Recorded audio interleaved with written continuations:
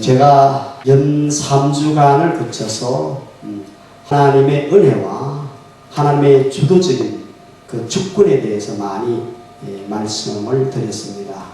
3주간에 걸쳐서 설교를 했어야 할 만큼 신앙생활에 있어서 이해해야 할 굉장히 중요한 부분입니다.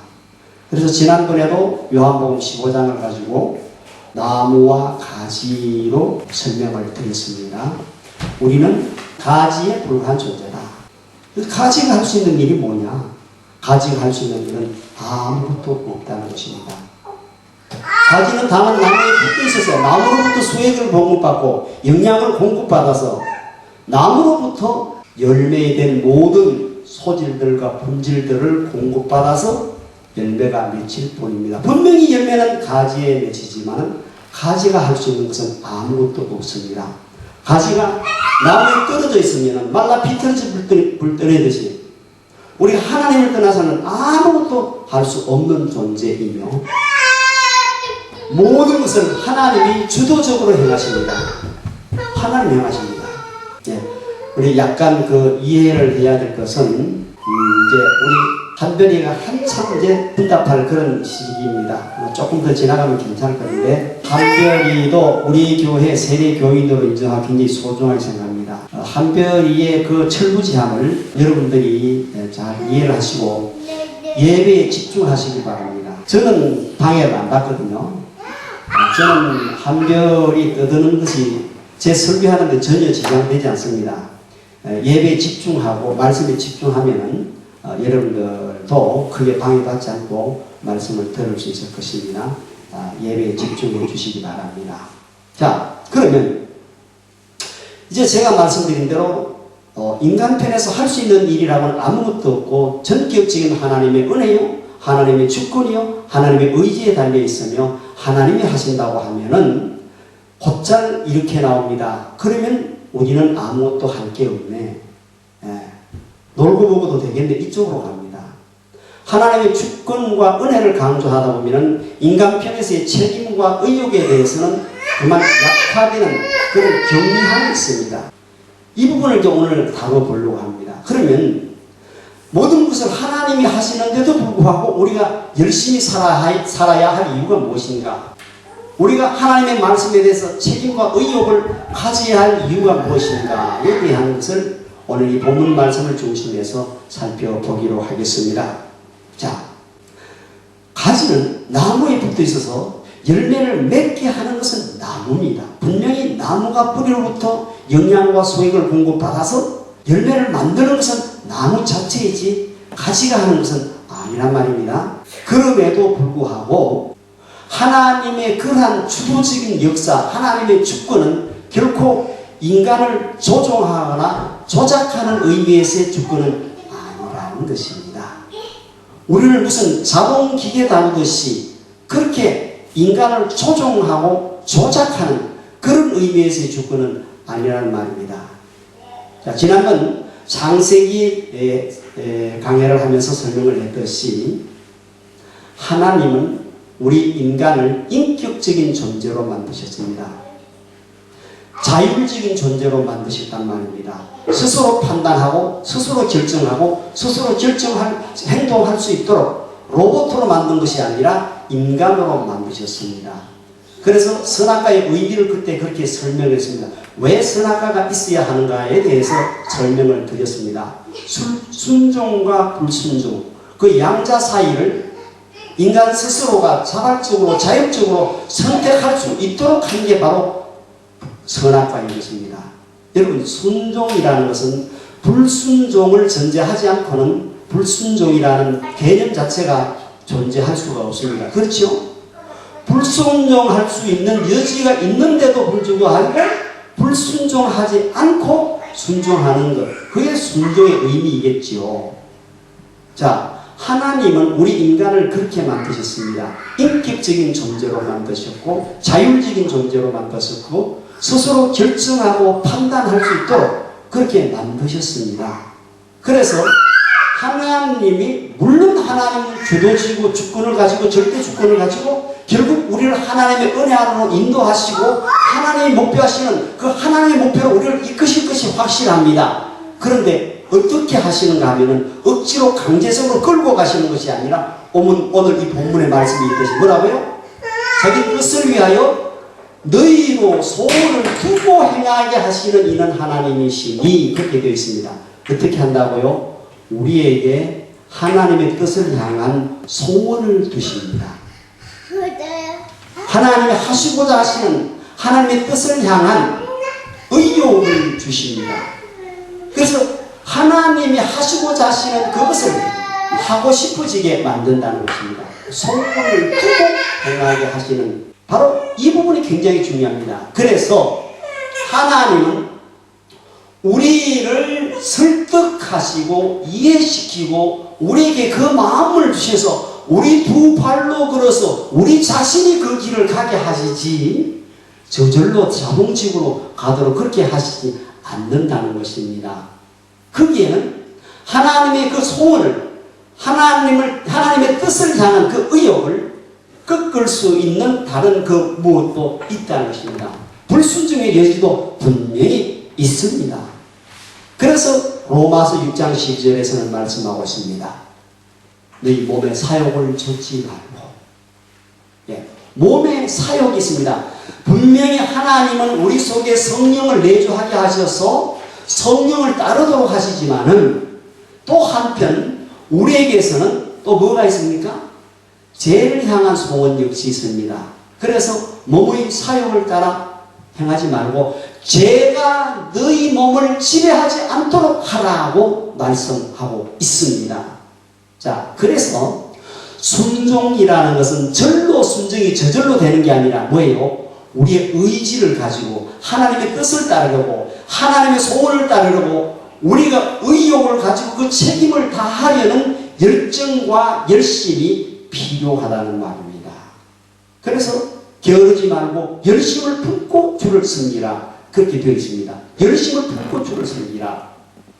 열정적으로 하나님의 뜻을 향한 하나님이 여러분들을 통해서 행하고자 하시는 그 하나님의 목표를 향한 여러분의 의지와 여러분의 열심과 여러분의 의욕이 있어야 된다는 것입니다.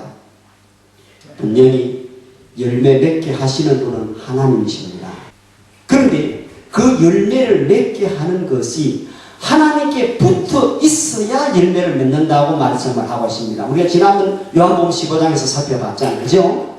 그 가시가 나무에 붙어 있어야 열매를 맺는다는 것인데 그 가시가 나무에 붙어 있다는 것이 무엇이라고 했죠? 말씀 안에 거한다는 것입니다. 말씀 안에 거한다는 것은 하나님께 순종한다는 것입니다. 말씀 안에 거한다는 것은 물론 기록된 성경 말씀대로 산다는 의미도 있지만 또 한편 하나님은 성령을 우리 안에 두셔서 하나님을 향한 의욕과 마음을 주십니다. 하나님을 향한 그 의욕과 마음에 대해서 열정을 품고 열심을 품고 그쪽으로 가라는 것입니다. 우리 두 발을 들어서 우리 두 손을 움직여서 그쪽으로 가라는 것입니다. 자, 이게 이제 굉장히 중요한 것입니다. 분명히 열매 맺게 하시지만은 그러나 그 열매 맺기 위해서는 나무에 붙어 있어야 하며 그 나무에 붙어 있어야 하는 하나님의 말씀 안에 거하며 하나님의 말씀에 순종하는 것이 치열한 영적인 전쟁을 통해서 이루어진다는 것입니다. 거기에는 이루 말할 수 없는 사탄의 회방이 있고 우는 사자같이 두루찾는 삽질자를 두루찾는 사탄의 노략이 있습니다. 이걸 놓치셔서는 안 되는 것입니다. 그렇죠. 누구나 다 신앙생활 잘하고 싶지요. 권사님도 신앙생활 잘하고 싶을 겁니다. 누구나 다 신앙생활 잘하고 싶습니다. 그런데 자기가 신앙생활 잘하고 싶은 만큼 잘 안 됩니다. 왜 그렇죠? 죄를 향한 소원이 우리 앞에 있기 때문에 그렇습니다. 다윗이 뭐라고 고백합니까? 내 죄가 항상 내 앞에 있나이다. 여러분, 우리 진실로 솔직하게 터놓고 얘기하면 우리 모두가 그렇지 않습니까? 여러분은 잘 모르겠는데 목사인 저도 그렇습니다. 죄가 항상 내 앞에 있습니다. 죄를 향한 소원이 분명히 내 속에 있습니다. 그럼에도 불구하고 그 죄를 향한 소원대로 내가 행하지 않는 것은 내가 섬기는 하나님, 나를 사랑하시되 예수 그리스도를 주시기까지 사랑하신 그 하나님의 사랑이 너무 좋아서, 하나님이 너무 좋아서 그 하나님을 배신할 수 없어서 그쪽으로 안 가는 것뿐입니다.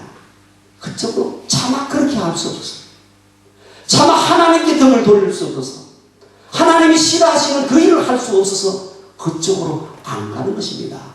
죄를 향한 소원을 끊는 거죠. 가인에게 뭐라고 했습니까? 죄에 대한 소원은 있으나 너는 죄를 다스리라. 그걸 다스려 나가야 되는 것이요. 게으르고 싶고 말씀대로 살고 싶지 않은 부분들이 분명히 있습니다. 힘든 부분이 분명히 있습니다. 놀고 싶은 마음도 있습니다. 또 나쁜 짓을 하고 싶은 마음도 우리에게 있습니다. 거짓말하고 싶은 의욕도 있습니다. 우리에 분명히 그것이 있습니다. 그러나 나무에 붙어 있다는 것은 무엇입니까? 말씀 안에 거한다는 것이며 하나님의 말씀에 순종한다는 것입니다. 하나님이 시키는 대로 한다는 것입니다. 하나님이 하라는 대로 하는 것입니다. 하나님과 일치된다는 것입니다. 하나님과 의욕이 같고 하나님과 취향이 같고 하나님과 기호가 같고 하나님과 목표가 같고, 그래서 하나님이 하시려는 그것을 내가 해 나아간다는 것입니다. 이게 나무 안에 붙어 있다는 것이며, 하나님의 그 뜻을 이루기 위해서 하나님께서 우리에게 그 열심과 그 의욕을 동원하셔서 우리를 인격적으로 대우하시사 우리 두 발로 걸어서 우리 스스로 그 길을 가게 하신다는 것입니다. 그러니까 우리는 하나님의 뜻이나 이루어드리는 자동기계가 아닙니다. 그걸 우리가 소원하게 되고 우리가 기뻐하게 돼서 우리가 그 길을 기쁘게 걸어가야 된다는 것입니다. 지난번에 말씀드렸듯이 우리가 내 열심과 내 노력이 무엇을 만든다고 생각지 말아야 됩니다. 그건 굉장히 중요합니다. 자기 의의를 굽는 것, 내가 아무것도 할 수 없는 존재라는 것, 내가 철저한 죄인이라는 것을 깨달으면서 십자가를 붙드는 것은 신앙의 초보에서 굉장히 중요합니다. 굉장히 중요한 기초인 것입니다. 기초는 거기서 시작하시오. 하나님이 하셔야 됩니다. 하나님이 주셔야 됩니다.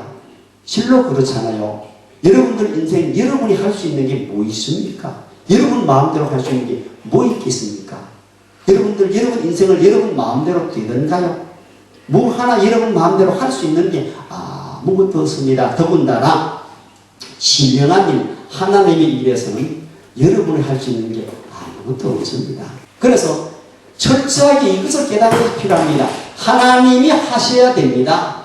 십자가를 붙을 수밖에 없는 철저히 무능한 나요, 철저히 죄인된 나인 사실을 깨닫고 인정하는 것, 이것이 먼저 선제되어야 됩니다. 그럼에도 불구하고 또 하나 더 생각해야 될 것은 나무에 붙어 있어야 된다는 것인데, 나무에 붙어 있어야 된다는 것은 하나님의 뜻에 순종한다는 것이고 하나님의 말씀 안에 간다는 것이기 때문에, 거기에는 뭐예요? 하나님이 그냥 우리가 기도만 하고 앉아있으면 저절로 되는 게 아니라 하나님이 우리를 움직이게 하십니다. 하나님의 뜻을 향한 소원을 주십니다. 오늘 그렇게 말씀하고 있잖아요. 그 소원을 주셔서 뭐라고요?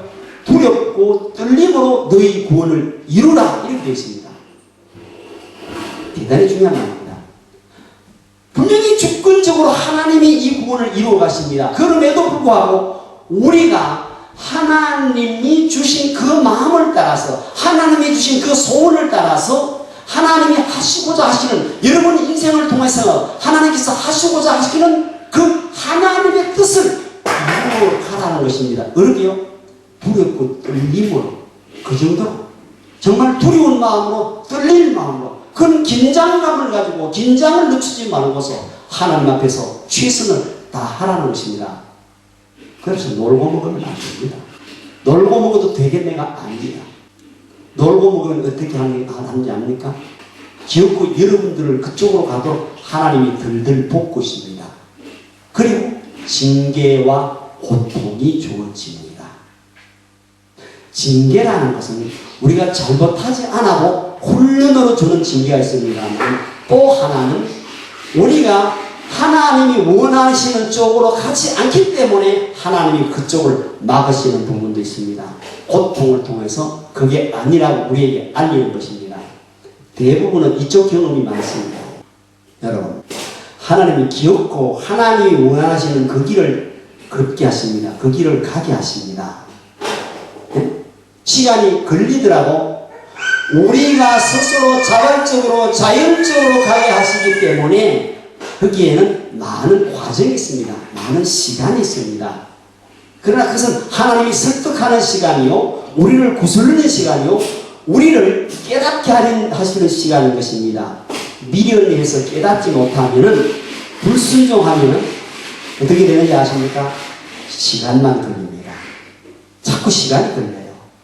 더 많은, 더 복잡한 과정을 자꾸 겪게 됩니다. 쉽게 말하면 여러분들이 고통스러워하는 경험들을 만나게 됩니다. 힘든 경험을 만나게 됩니다. 그걸 아셔야 됩니다. 대부분이 이 경험을 하고 있습니다. 현실이 어려운 여러 가지 힘든 괴로운 일들이 일어나는 것은 대부분은 여러분이 하나님이 기뻐하시는 쪽으로 가지 않고 있다는 것입니다. 그래서 하나님이 여러분의 가시는 방향을 바로 잡기 위해서 개입하시는 것입니다. 고통으로, 사건으로 개입하시는 것입니다. 여러분, 오래 사는 게 사실은 오래 산다고 복이 아닙니다. 실제로는 오래 산다는 것은 아직 숙제 덜 풀었다는 뜻도 됩니다. 숙제를 덜 풀어가지고 마저 숙제 풀고 오도록 하나님이 시간을 연장시키시는 것입니다. 젊어서 고분고분 말 듣지 않으면 하나님은 늙어서 노년이 되어서, 대부분 노년이 되면 어떻게 됩니까? 무시당합니다. 그렇죠? 노년이 당하는 제일 고통스러운 부분은 그 부분입니다. 노년이 되면 사람들로부터 무시당합니다. 외면당합니다. 소외됩니다. 그 고독한 가운데에서, 그 외로운 가운데에서, 그 무시당하며 비참하게 짓밟히는 가운데에서 훈련받아갑니다. 근데 가서야 비로소 겸손해집니다. 근데 가서야 비로소 순종을 배워갑니다. 하나님은 그렇게 해서라도 겨우 숙제를 풀어가십니다. 깨달으시기 바랍니다. 외면할 수 없습니다. 하나님은 여러분들을 귀엽고 훌륭한 하나님의 자녀로 만들시고야 마시겠다는 집념을 갖고 계시기 때문에 여러분 인생을 방치해두지 않습니다. 그런데 두 발로 걸어서 여러분 스스로 자율적으로 가게 하십니다. 인격적으로 대하십니다. 그래서 여러분들을 설득하십니다. 어떻게요? 오늘 본문처럼 소원을 두고 변하게 하십니다. 그 마음을 주십니다. 기록된 말씀대로 사는 것도 중요하지만 성령이 분명히 여러분 속에서 역사하십니다. 예수를 믿는 사람이라면 누구든지 그 마음속에 성령이 내주에 계십니다. 그래서 그 성령이 그 구체적으로 여러분들에게 어떤 마음을 주십니다. 그럴 때에 거절하지 마십시오. 외면하지 마십시오. 여러분에게 성령께서 어떤 마음을 주셨거든 그 마음을 따라가십시오. 그 마음을 따라가십시오. 지난번에 말씀드렸듯이 저는 선교도 그렇게 하고 있습니다. 내가 무엇을 이루겠다는 것이 아닙니다. 내가 내 비전을 이루겠다는 것이 아닙니다. 내가 내 목표를 이루겠다는 것이 아닙니다. 하나님이 나를 통해서 하시고자 하시는 일이 있을 거라는 것입니다. 거기에 대해서는 확신이 있습니다. 분명히 하나님이 괜히 저를 보내지 않았습니다. 그렇다면 하나님은 저를 통해서 분명히 이곳에서 하실 일을 갖고 계십니다. 저는 따라가겠다는 것입니다. 순종하겠다는 것입니다. 하나님의 의지를 따라서, 하나님의 그 감화를 따라서 제가 따라가겠다는 것입니다. 그 다음은 뭐예요? 지난번에 얘기했듯이 일은 누가 하십니까? 하나님이 하십니다. 되게 하시는 분은 하나님이십니다. 가지가 나무에 붙어 있으면 뭐라고요? 절로 열매를 맺는다고 했습니다. 살아보십시오. 여러분들이 생각지도 못했던 그런 열매들로 하나님은 여러분 인생 속에서 나타나게 하십니다. 가지에 붙어 있어 열매 맺는 그런 가지가 되듯이 이번에는 뭐예요? 열심을 품고 주를 섬겨야 됩니다. 두렵고 떨림으로 우리의 구원을 이루어 가야 되는 것입니다. 가지에 붙어 있다는 것은 가만히 있다는 뜻이 아닙니다. 내 말이 너희 안에 거하면 너희가 내 안에 있고 내가 너희 안에 있어.